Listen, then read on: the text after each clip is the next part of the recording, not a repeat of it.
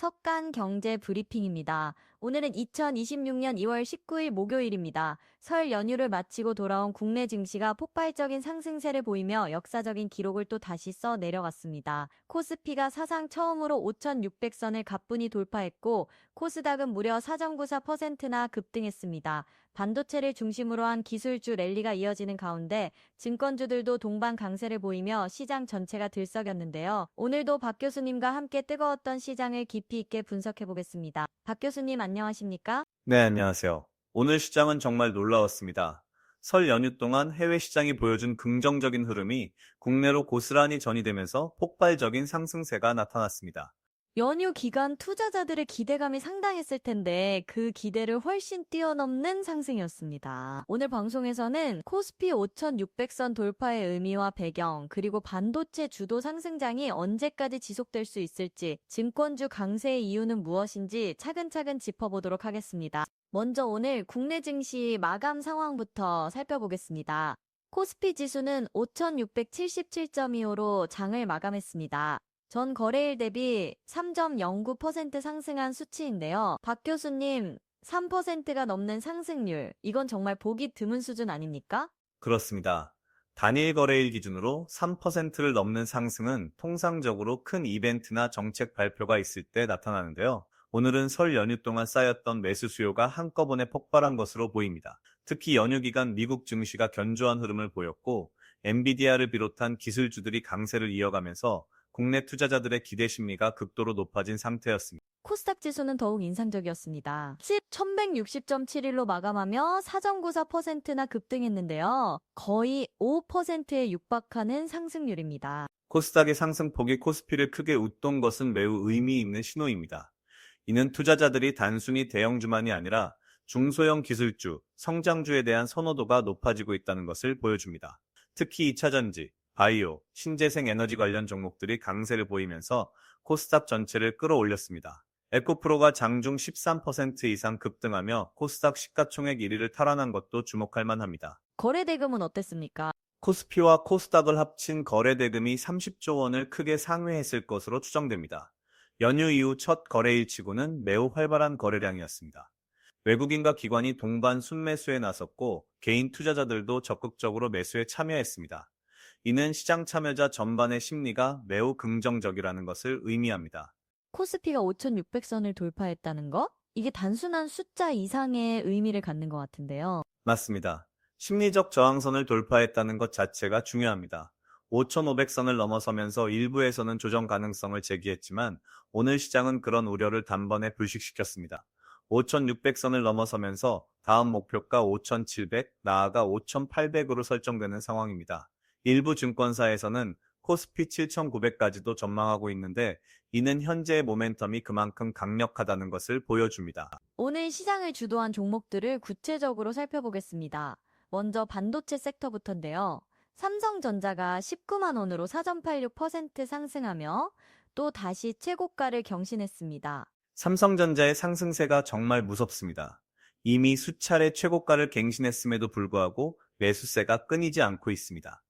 현재 19만 원 선인데 시장에서는 20만 원 돌파가 시간 문제라는 전망이 지배적입니다. HBM 수요 증가와 파운드리 사업 회복, 그리고 메모리 반도체 가격 상승 기대감이 복합적으로 작용하고 있습니다. SK하이닉스는 어떻습니까? SK하이닉스는 89만 4천 원으로 1.59% 상승했습니다. 삼성전자에 비하면 상승폭이 다소 제한적이었지만 이미 높은 수준에서 거래되고 있다는 점을 감안하면 견조한 흐름입니다. SK하이닉스는 HBM 시장에서 선도적 위치를 유지하고 있고 엔비디아와의 긴밀한 협력 관계가 지속되면서 안정적인 수익성을 확보하고 있습니다. 미국 시장에서 엔비디아가 187.98달러로 1.63% 상승한 것도 국내 반도체주에 긍정적인 영향을 미쳤을 것 같은데요. 물론입니다. 엔비디아는 AI 반도체 시장의 바로미터입니다. 엔비디아가 상승한다는 것은 AI 수요가 여전히 강력하다는 것을 의미하고 이는 곧 HBM을 공급하는 삼성전자와 SK하이닉스의 직접적인 수혜로 이어집니다. 특히 엔비디아의 차세대 GPU인 블랙웰 시리즈 출시가 다가오면서 관련 부품 수요도 급증하고 있습니다. 오늘 정말 눈에 띄는 종목이 있었습니다. 하나솔루션이 58,500원으로 무려 27.45%나 폭등했는데요. 한화솔루션의 급등은 여러 요인이 복합적으로 작용했습니다. 첫째, 태양광 신소재 관련 기술 개발 소식이 전해지면서 기대감이 높아졌습니다. 둘째, 일론 머스크의 테슬라가 태양광 사업 확대를 시사하면서 관련 업체들에 대한 관심이 집중됐습니다. 셋째, 미국의 IRA 정책이 지속되면서 태양광 산업 전반에 대한 긍정적인 전망이 유지되고 있습니다. 한화솔루션은 이 모든 호재를 한몸에 받으며 신고가를 경신했습니다. 증권주들도 오늘 대거 강세를 보였습니다. 미래에셋증권이 75,500원으로 14.45% 급등했고 중소형 증권사들도 줄줄이 상한가를 기록했다고 하는데요. 증권주의 강세는 시장 전체의 화랑을 반영합니다. 거래대금이 증가하면 증권사의 수수료 수입이 늘어나고 주식시장이 상승하면 자기자본 투자 수익도 개선됩니다. 특히 미래에셋증권은 최근 배당 커버드 콜 액티브 펀드에서 상반기 월 2% 특별 배당을 실시한다고 발표하면서 투자자들의 관심을 끌었습니다. SK증권 등 중소형 증권사들도 실적 개선 기대감에 동반 상승했습니다. 2차 전지 쪽도 살펴봐야 할 것 같습니다. 에코프로가 172,300원으로 14.56% 급등하며 코스닥 시총 1위를 탈환했습니다. 에코프로의 반등은 매우 의미가 큽니다. 작년 하반기부터 2차 전지 업종이 조정을 받으면서 에코프로도 상당한 주가 하락을 경험했는데 최근 전기차 수요 회복 기대감과 배터리 소재 가격 안정화로 다시 반등에 성공했습니다. 삼성 SDI도 40만 8천 원으로 8.95% 상승했고 LG 에너지 솔루션도 40만 3,500원으로 2.15% 올랐습니다.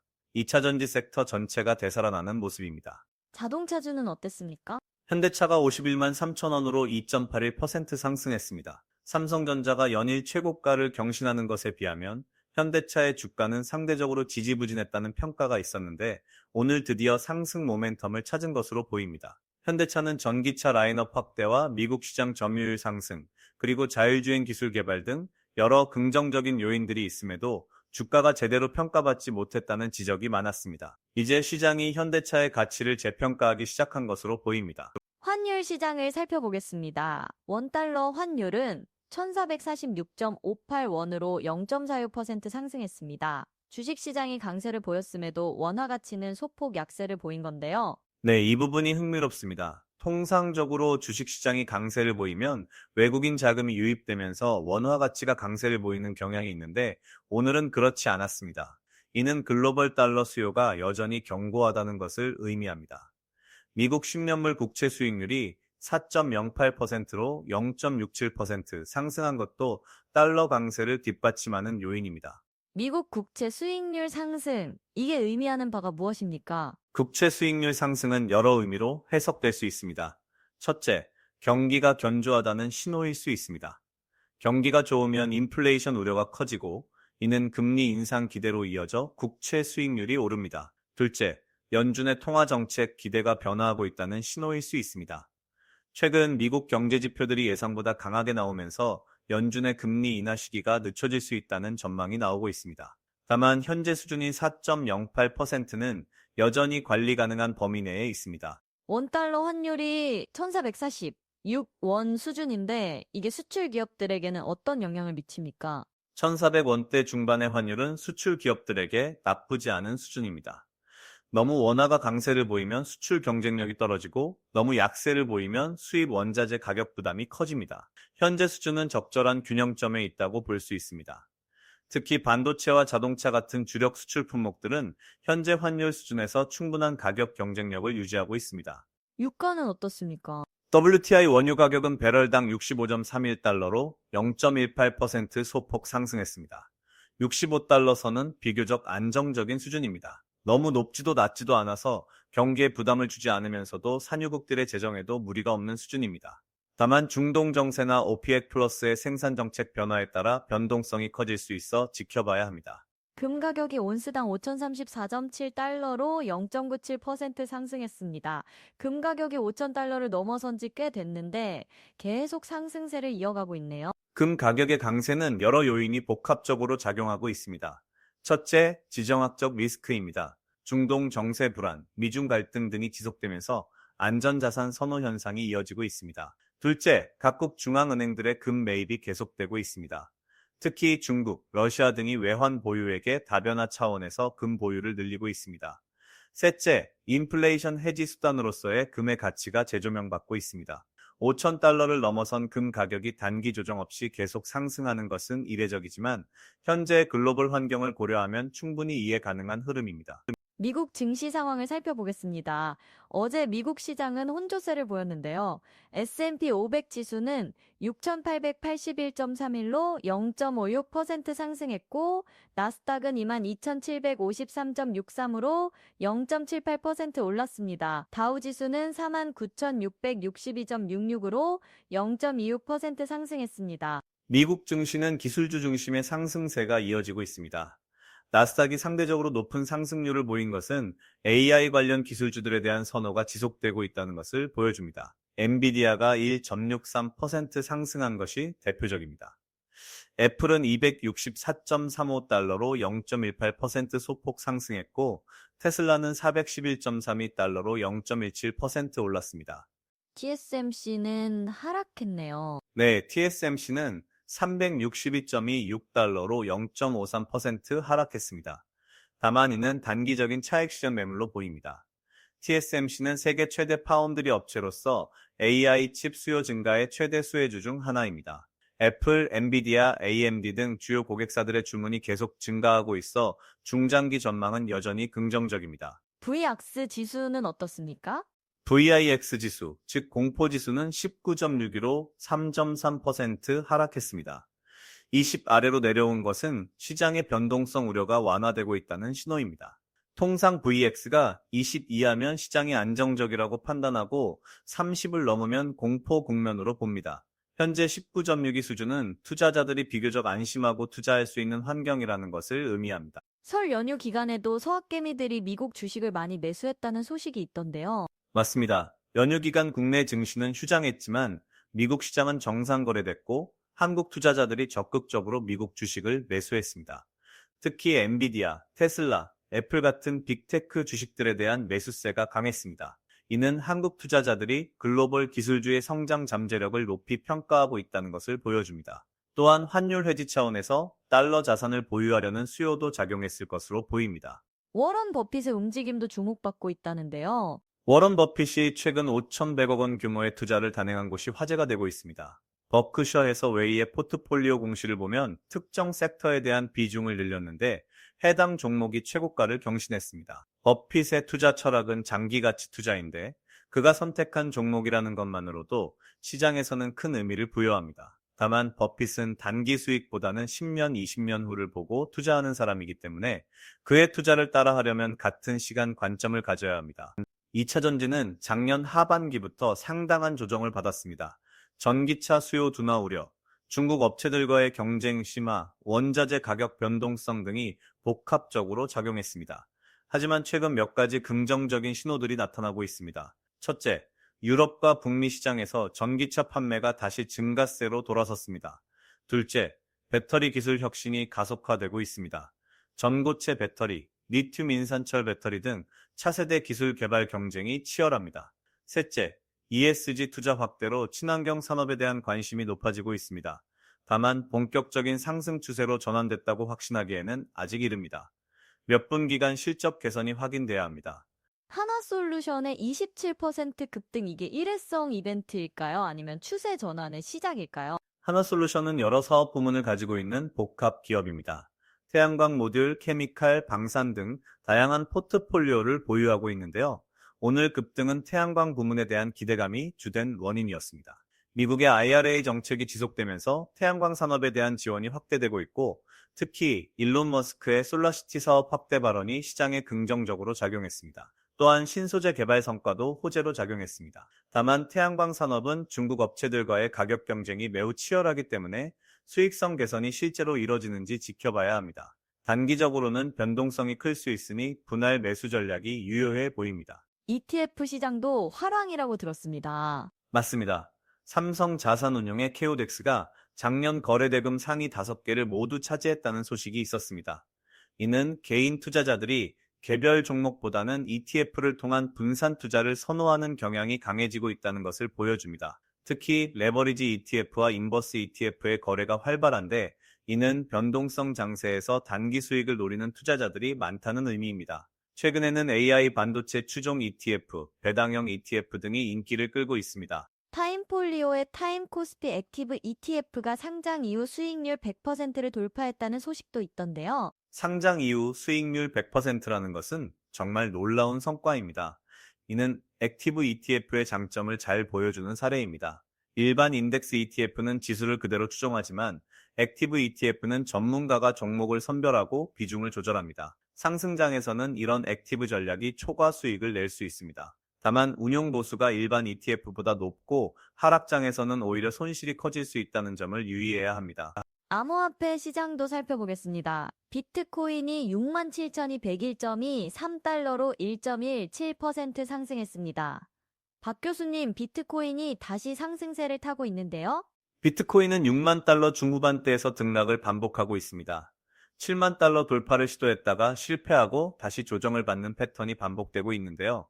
현재 시장은 미국 SEC의 현물 ETF 승인 이후 새로운 모멘텀을 찾고 있는 단계입니다. 기관 투자자들의 유입이 계속되고 있고 특히 비트코인을 인플레이션 해지 수단으로 보는 시각이 확산되고 있습니다. 금 가격도 5,000달러를 넘었고 비트코인도 6만 달러대인데 둘 다 안전자산으로서의 역할을 하고 있는 건가요? 흥미로운 질문입니다. 금과 비트코인은 모두 디지털 골드로 불리며 안전자산으로 분류되기도 하지만 성격은 상당히 다릅니다.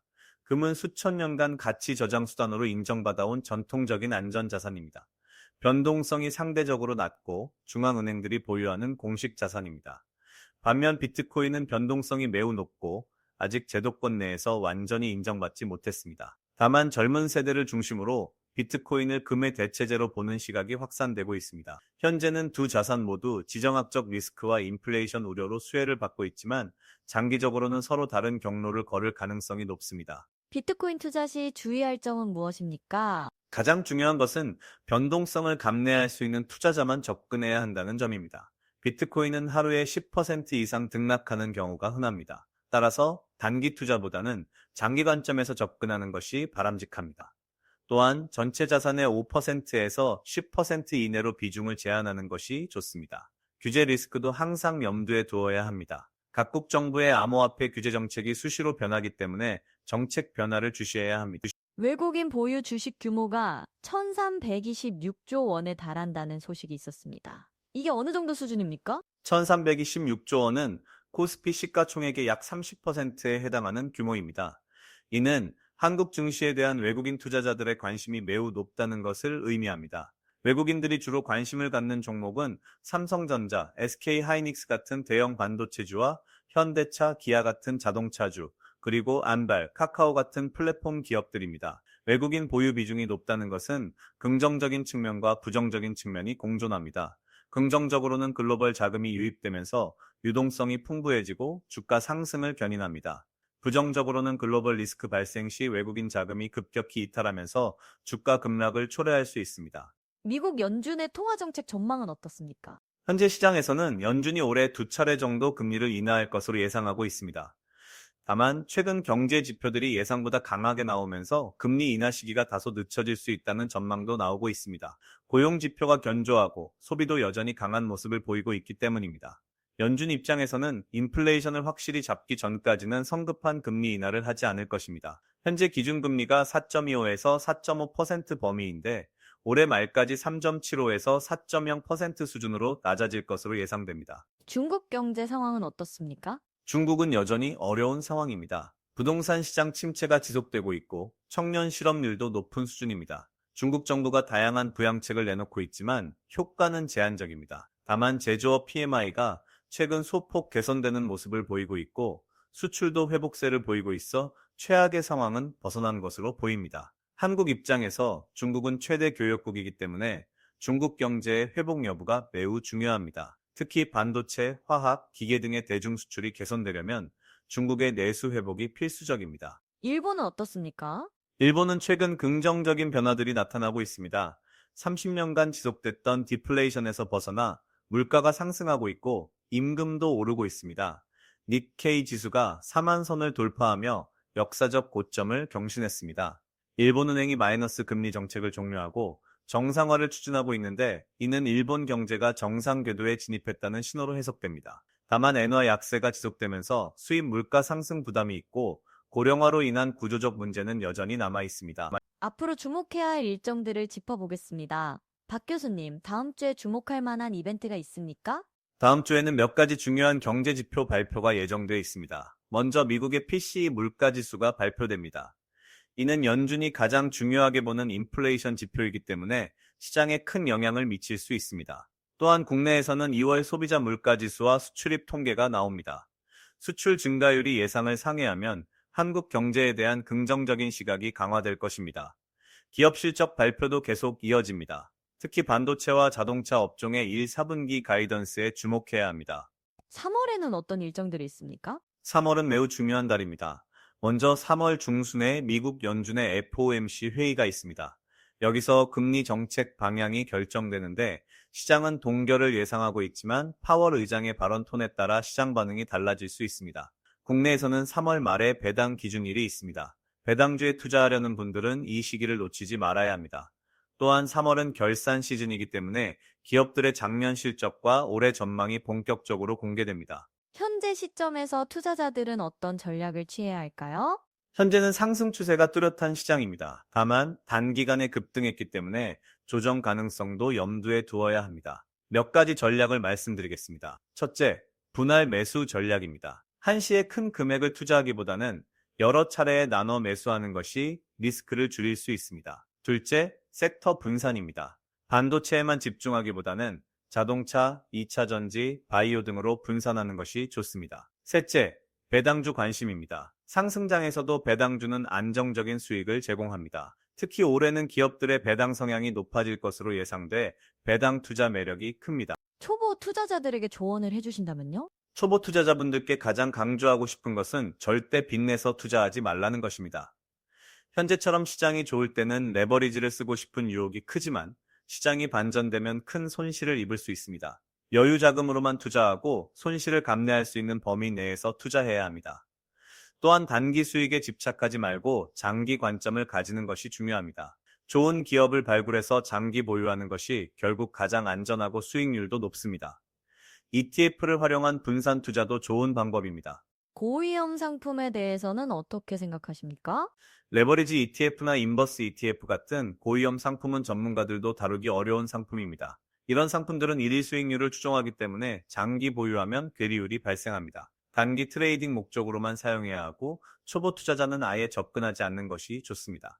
또한 개별 종목 옵션이나 선물 거래도 마찬가지입니다. 충분한 공부와 경험 없이는 손실 위험이 매우 큽니다. 병오년, 올해 투자 시장의 키워드를 꼽는다면 무엇일까요? 세 가지를 말씀드리겠습니다. 첫째는 AI입니다. 인공지능 혁명이 본격화되면서 관련 산업 전반이 수혜를 받을 것입니다. 반도체는 물론이고 데이터 센터, 전력, 냉각 시스템 등 인프라 관련 기업들도 주목받을 것입니다. 둘째는 배당입니다. 기업들의 주주 환원 정책이 강화되면서 배당 매력이 커지고 있습니다. 안정적인 현금 흐름을 원하는 투자자들에게 좋은 기회입니다. 셋째는 글로벌입니다. 국내 시장만 보지 말고 미국, 유럽, 신흥국 등 글로벌 시장으로 시야를 넓혀야 합니다. 특히 미국 빅테크 기업들의 성장은 여전히 유효합니다. 리스크 관리는 어떻게 해야 할까요? 리스크 관리의 기본은 분산입니다. 한 종목 한 섹터에 집중하지 말고 여러 자산에 분산해야 합니다. 주식만이 아니라 채권, 금, 부동산 등 다양한 자산군에 투자하는 것도 고려해야 합니다. 또한 정기적으로 포트폴리오를 점검하고 리밸런싱하는 것이 중요합니다.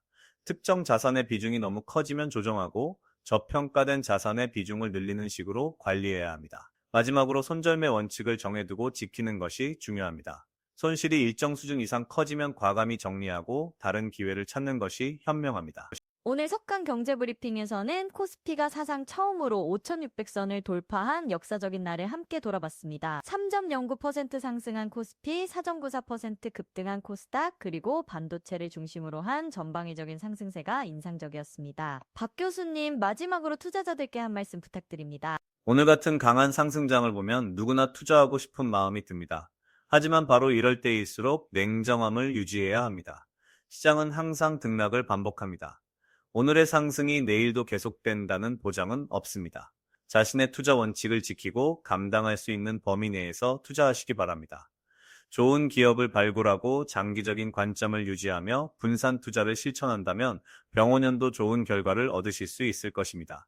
감사합니다, 박 교수님. 오늘 코스피가 5,677.25로 마감하며 새로운 역사를 썼습니다. 일부에서는 7,900까지도 전망하고 있지만 그 과정에서 변동성도 클 것으로 예상됩니다. 투자자 여러분께서는 욕심을 버리고 원칙을 지키는 투자로 소중한 자산을 지키시기 바랍니다. 내일도 더욱 알찬 소식으로 찾아뵙겠습니다. 지금까지 석간 경제 브리핑이었습니다. 감사합니다.